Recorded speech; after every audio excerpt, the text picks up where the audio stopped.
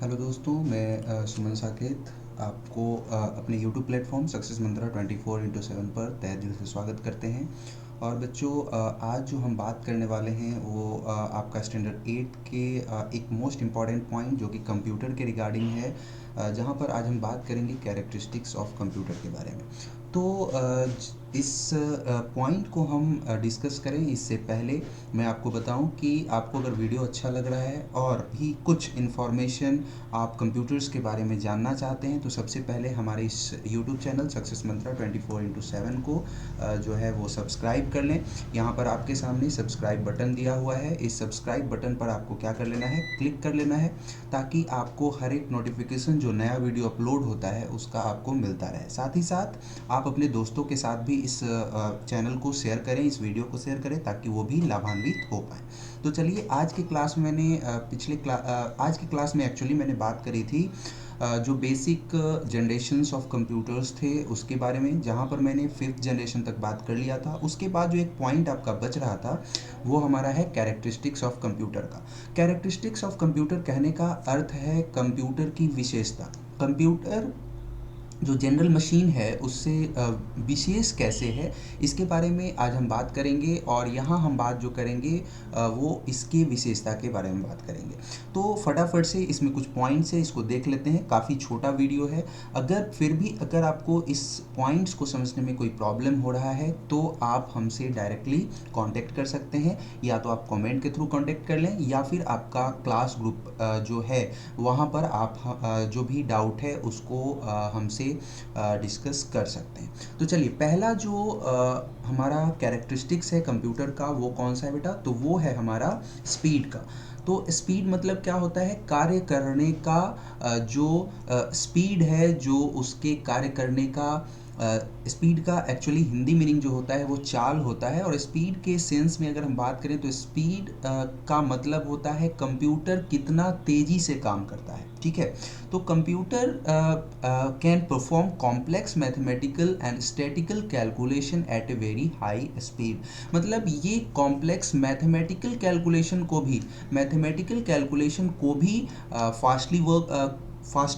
Fastly जो है वो करता है। साथ ही साथ स्टैटिकल कैलकुलेशन को भी करता है। जैसे आप देखते होंगे कि जैसे चार्ट बेस्ड कैलकुलेशन है। जैसे आप कभी क्रिकेट मैच देखते होंगे तो वहाँ पर जो स्कोर कार्ड होता है उसको क्या किया जाता है, एक चार्ट के थ्रू रिप्रेजेंट किया जाता है। या बॉलिंग सिनारियो जो होता है, बॉलिंग के लिए जो ग्राफ रिप्रेजेंट किया जाता है। या कभी कभी आप टेलीविज़न पर वेदर रिपोर्ट देखते होंगे तो वेदर रिपोर्ट को एक चार्ट के थ्रू रिप्रेजेंट किया जाता है। तो ये सारा जो कैलकुलेशन है वो स्टैटिकल कैलकुलेशन के अंदर आता है। और साथ ही साथ मैथमेटिकल कैलकुलेशन को तो आप समझ ही पा रहे होंगे। जैसे कैलकुलेटर पर वेरी कॉम्प्लेक्स नंबर को अगर ऐड करना है, मल्टीप्लाई करना है, तो कितना फास्ट तरीके से वो कर पाता है। तो कंप्यूटर की ये विशेषता होती है कि वो मैथमेटिकल और स्टैटिकल कैलकुलेशन को क्या करता है, बहुत तेज से कैलकुलेट कर सकता है। तो ये इसकी पहली विशेषता है। अब दूसरी विशेषता इसकी एक्यूरेसी की है। एक्यूरेसी मतलब होता है अच्छे से काम करना, या एक्यूरेट का अगर एक्चुअल मीनिंग की बात करी जाए तो एक्यूरेट का मतलब होता है काफ़ी निष्पक्ष तरीके से काम करना। अब निष्पक्षता कैसे आएगी या एक्यूरेसी कैसे आएगी, तो ये डिपेंड करता है यूज़र के ऊपर। जैसे कि यूज़र कोई भी अगर कंप्यूटर को काम देता है, अगर यूज़र ने वो काम अपने हिसाब से सही दिया तो कंप्यूटर कभी भी उस काम को गलत नहीं कर सकता। वो हमेशा और हमेशा 100% सही रिजल्ट देगा, एक्यूरेट रिजल्ट देगा। बट अगर यूज़र जो कंप्यूटर पे काम करने वाला व्यक्ति है, अगर उसी ने गलती कर दी तो ऑब्वियस सी बात है कंप्यूटर भी हमारा गलती करेगा। वो अपने तरीके से गलती नहीं करेगा, वो अपने इंड पर गलती नहीं करेगा, बट उस गलती के लिए जिम्मेदार कौन होगा, तो जो उसको यूज कर रहा है वो। दैट्स मीन यूजर जो है उसके लिए क्या होता है, जिम्मेदार होता है। तो एक्यूरेसी में क्या बताया गया, computers are very accurate. Computer क्या होता है, बहुत ही सही काम करता है, मतलब एक्यूरेट काम करता है। If data and set of instructions enter into the computer are correct. अगर वो डेटा और जो सेट ऑफ इंस्ट्रक्शन है जो किसी काम को कंप्यूटर को करने के लिए जो व्यक्ति दे रहा है, that is set of instruction और डेटा, अगर वो सही है, यूजर के द्वारा दिया गया वो डेटा और सेट ऑफ इंस्ट्रक्शन सही है, तो कंप्यूटर हमारा एक्यूरेट काम करता है। Then the result produce will be accurate, तब वो रिजल्ट क्या होता है, एक्यूरेट होता है। तीसरी चीज हाई स्टोरेज। अभी का जो जनरेशन ऑफ कंप्यूटर है या अभी जो कंप्यूटर यूज होता है उसमें स्टोरेज कैपेसिटी क्या होती है, बहुत ज़्यादा होती है। स्टोरेज कैपेसिटी ज़्यादा होना मतलब क्या, कि वो बहुत सारे डेटाज को इन ए स्मॉल स्पेस क्या करके रख सकता है, स्टोर करके रख सकता है। आप देखते होंगे चिप बेस्ड, जैसे मेमोरी कार्ड की बात कर ली जाए, उसको हम चिप बेस्ड मेमोरी कार्ड भी बोलते हैं, जैसे जो हम स्मार्टफोन में भी यूज़ करते हैं, मोबाइल फ़ोन में भी यूज़ करते हैं, या किसी भी डेटा को स्टोर करने के लिए यूज़ करते हैं। तो छोटा कितना होता है और उसमें उसकी कैपेसिटी कितनी होती है, और उतने सारे कैपेसिटी और उतने छोटे स्पेस में बहुत सारे डेटा को क्या कर लिया जाता है, स्टोर कर लिया जाता है। सो कंप्यूटर्स है very high storage capacity. Computer में जो है वो बहुत ज़्यादा स्टोरेज कैपेसिटी होता है। They can store a large amount of information in a very small space, जहाँ पर बहुत ही छोटे स्पेस में बहुत बड़े इंफॉर्मेशन को, बहुत बड़ी सूचना को क्या कर दिया जाता है, सुरक्षित कर लिया जाता है, स्टोर कर लिया जाता है। The stored information can be recovered instantly and correctly whenever desired। और वो stored जो इंफॉर्मेशन है, वो जो stored डेटा है, वो जो stored सूचना है, वो जो stored आंकड़ा है, उसको जब भी ज़रूरत पड़े instantly मतलब तुरंत हम लोग उसको यूज़ कर लेते हैं। तो ये उसकी विशेषता है, किसकी विशेषता है, कंप्यूटर्स की, कि उसमें स्टोरेज कैपेसिटी जो होता है वो क्या होता है, काफ़ी लार्ज होता है, काफ़ी बड़ा होता है। कोई दिक्कत नहीं है। आई थिंक ये पॉइंट आपका बिल्कुल क्रिस्टल क्लियर हो गया होगा। अब आते हैं चौथे पॉइंट के ऊपर। चौथे पॉइंट में क्या है, डिलीजेंस। अब सबसे पहले बात आती है कि डिलीजेंस होता क्या है। तो डिलीजेंस का मतलब होता है कि किसी भी काम को करने में कंप्यूटर कभी भी बोर नहीं होता और कभी भी वो अपने कंसंट्रेशन को नहीं खोता। कंसंट्रेशन कहने का मतलब कि डेविएशन उसके काम करने में कभी नहीं होता। डेविएशन मतलब क्या होता है, जैसे आप और हम कोई भी काम करते हैं तो कभी कभी क्या होता है कि अगर कोई काम कर रहे होते हैं, अचानक कोई दूसरी बात याद आ गई, तो हमारा जो माइंड है वो पहली बात को छोड़ के, जिस पर अभी हम काम कर रहे थे उसको छोड़ के किसी दूसरे जो हमारे दिमाग में जो बात आई उसके ऊपर हमारा माइंड जो है वो वर्क करने लगता है। बट कंप्यूटर में ऐसा नहीं होता।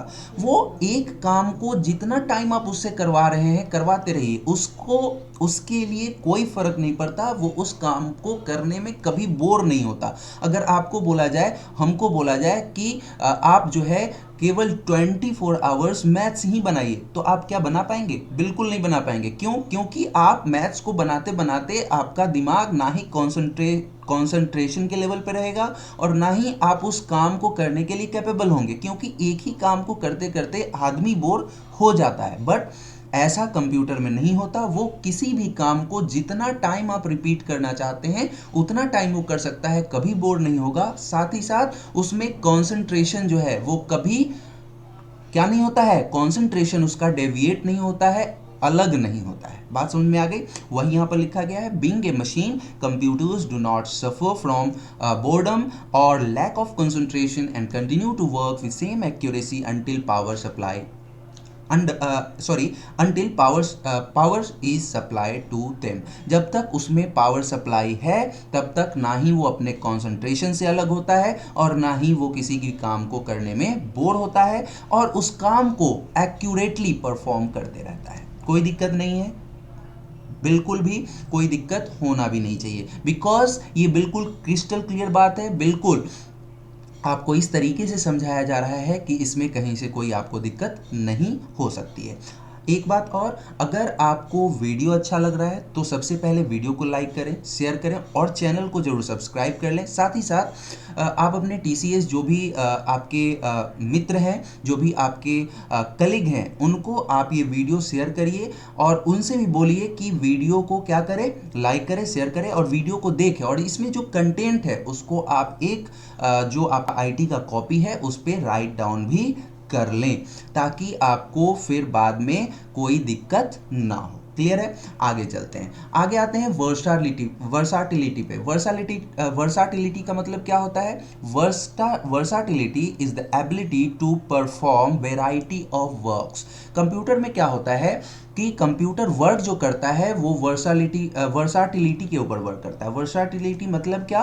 कि बहुत सारे काम को एट ए टाइम ये परफॉर्म कर सकता है, मतलब एक ही समय में ये बहुत सारे काम को परफॉर्म कर सकता है। जैसे आप मोबाइल फ़ोन यूज़ करते हैं तो मोबाइल फ़ोन में क्या होता है, व्हाट्सएप पे मैसेज भी आते रहता है, आप वीडियो भी देख पा रहे होते हैं, आप गाना जो सॉन्ग है उसको भी लिसन कर रहे होते हैं, इसके अलावा और भी बहुत सारे, आप जूम ऐप को भी यूज़ कर रहे होते हैं। तो बहुत सारा वर्क क्या हो रहा होता है, एट ए टाइम यूज़ हो रहा होता है। उसी तरीके से कंप्यूटर पे हम क्या कर सकते हैं, एक समय में बहुत सारे काम को कर सकते हैं। लाइक कौन कौन सा काम कर सकते हैं? ऑडियो देख सकते हैं, ऑडियो को लिसन कर सकते हैं, सुन सकते हैं, वीडियो को देख सकते हैं, पिक्चर्स इमेज के ऊपर कोई काम कर सकते हैं, कोई काम अगर टेक्स्ट का है, डॉक्यूमेंट का है तो वो भी हम क्या कर सकते हैं, टाइप कर सकते हैं, प्रिंट कर सकते हैं। तो बहुत सारा काम एक ही समय में परफॉर्म किया जा सकता है।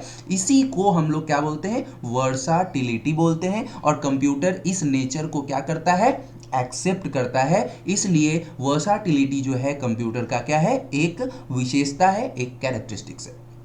अब हम इसके दो लिमिटेशंस की बात कर लेते हैं। लिमिटेशंस मतलब क्या होता है, इसका दोष। कंप्यूटर का दोष क्या है?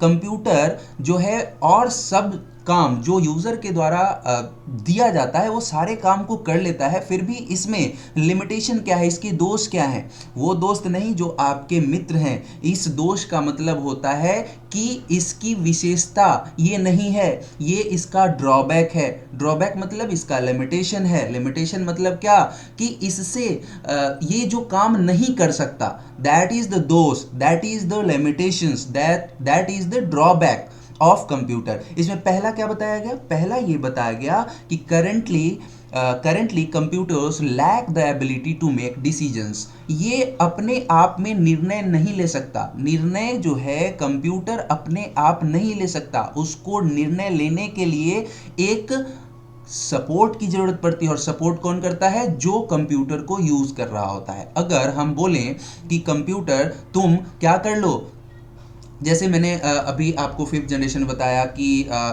फिफ्थ जनरेशन में अभी मैंने आपको बताया, क्या बताया, कि रोबोट जो है वो उसमें इमोशंस भी होती है, वो रिएक्ट भी करता है। बट वो रिएक्ट और जो रिएक्शन है या रिएक्ट जो करता है या इमोशंस जो देता है, उसके पास जो इमोशंस होती है, क्या वो अपने आप होती है? बिल्कुल नहीं।